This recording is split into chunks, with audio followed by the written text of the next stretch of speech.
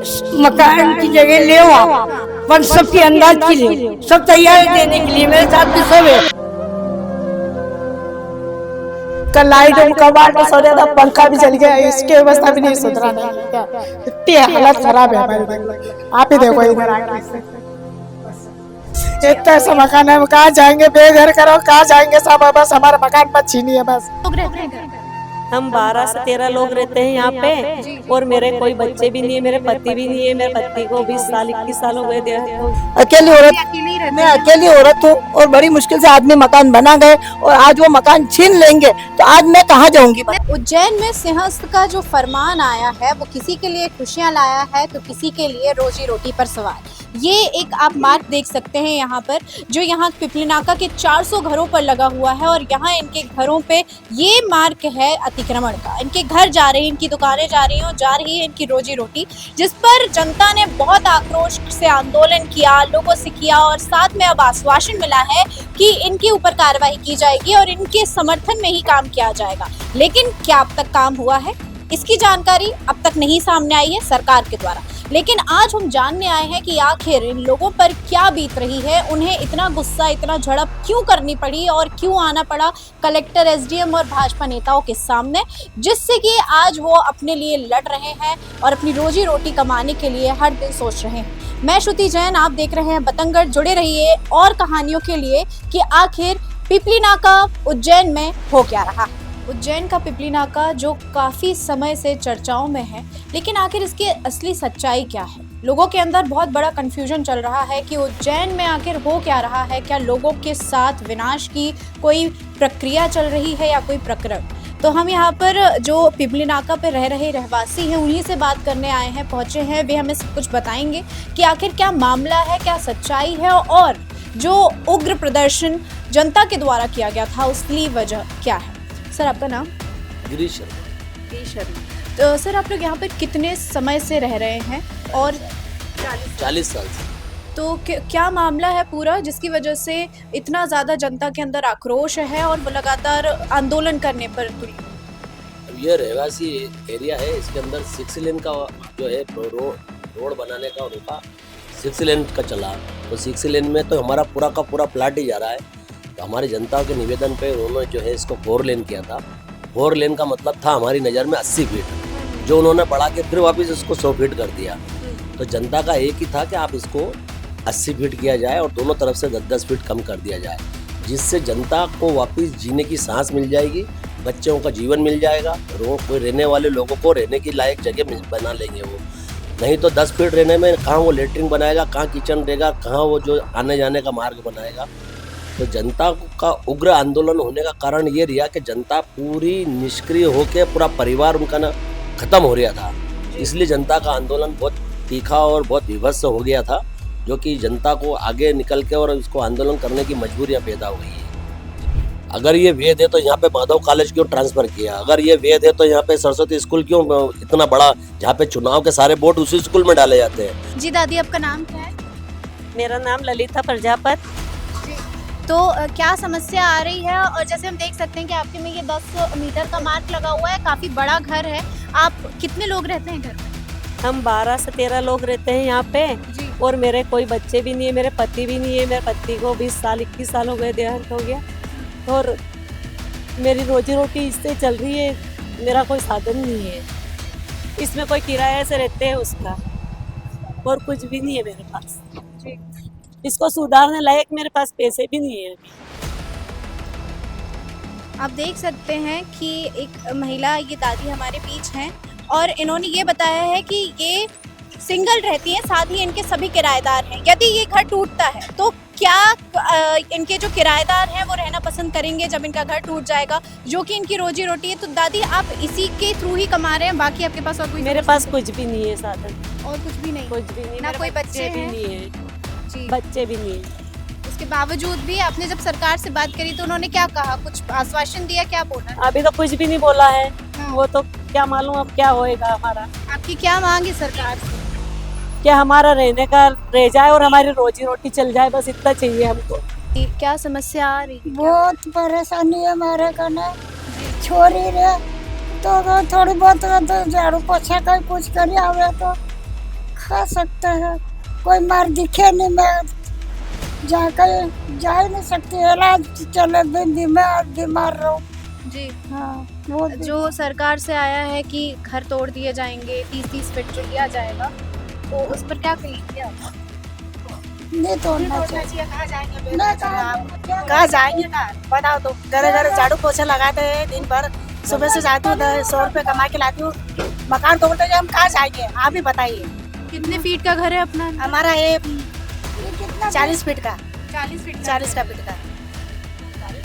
कल लाइट कबाड़ तो सो गया था, पंखा भी चल गया, इसकी व्यवस्था भी नहीं सुधरा नहीं की क्या, इतनी हालत खराब है हमारी, देख लो आप ही देखो इधर आके इससे। बस बस ये जहाँ से ये लेटरिन बाथरूम है, ये इसमें रोटी खाना ना बना लो, ये बस कुछ भी नहीं घर में। तुम भी देख रहे हो स्थिति हमारी। आप देख सकते हैं कितनी दयनीय अवस्था है। एक कमरे का घर है, बाजू में छोटा सा कमरा है, यहाँ 2 माँ बेटी रहती हैं और इनकी सिर्फ, और इसके बावजूद भी आप ये सोचिए, इस जनता सोचिए कि इसके बावजूद सिर्फ इतना कमरा है इनका, आप देख सकते हैं सिर्फ इतना घर है, इतना सा मकान है, कहाँ जाएंगे, बेघर करो, कहाँ जाएंगे सब, बस हमारा मकान मत छीनिए, बस हमारा मकान मत लीजिए, खाली 25 फुट का कमरा है, बस हमारे से जगह मत लीजिए, बस हमारा मकान छोड़ दीजिए आप। हम भूखे प्यासे पड़े हैं, सुबह से जाती हूँ शाम तक 100 रुपये कमा के लाती हूँ, घर घर झाड़ू पोछा लगाती हूँ और कहीं कुछ भी नहीं व्यवस्था है। 1 किलो आटा ले आती हूँ, उसमें 100 रुपये में से न लून न मिर्ची न चाय शक्कर 100 रुपये खत्म हो जाते हैं शाम तक, और कुछ भी नहीं। रोज 100 रुपये कमा के लिए और रोज पेट भरते हैं 100 रुपये में, बस हमारा मकान मत छीनिए बस। और आप अपनी रोजी रोटी के साथ अपनी माँ का भी 100 रुपये हाँ माँ का भी जीवन सुधार रही, माँ भी साथ में, माँ को दिखता नहीं दोनों आँख से, उनका कोई इलाज चल रहा है? इलाज चल रहा है ना, इसको पीपी बहुत बढ़ जाता है। अच्छा, पीपी का इलाज चलता है, 12 महीना गोली खाती है वो। हम विकास के खिलाफ नहीं है, हम विनाश के खिलाफ हैं। तो जब ये खुद अपना विकास, जब ये खुद अपने समर्थन देने के लिए तैयार हैं, तो फिर आखिर दिक्कत क्या आ रही है? जी आंटी, क्या दिक्कत है? क्या आपको लगता है कि आपके लिए क्या हर दिन क्या अड़चन खड़ी कर रही है? अरे बहुत परेशान है साहब, बहुत परेशान, अति परेशान है, बड़ी मुश्किल से, बहुत मुश्किल से मकान बनाए आपने, बहुत मुश्किल से, मेहनत मजदूरी कर करके, धंधा पानी मेहनत कर करके मकान बनाए, आज हमारा मकान टूट, आज हम कहाँ जाएंगे बताओ आप, बताओ कहाँ जाएंगे? अकेली औरत हूँ मैं, अकेली औरत, मैं अकेली औरत हूँ और बड़ी मुश्किल से आदमी मकान बना गए और आज वो मकान छीन लेंगे तो आज मैं कहाँ जाऊंगी? कितने सालों से रह रही हैं? तो शुरू से यही हूँ, 4 साल हो गए, 40 साल हो, हाँ 40 साल से यही हूँ, मैं यही रह रही हूँ।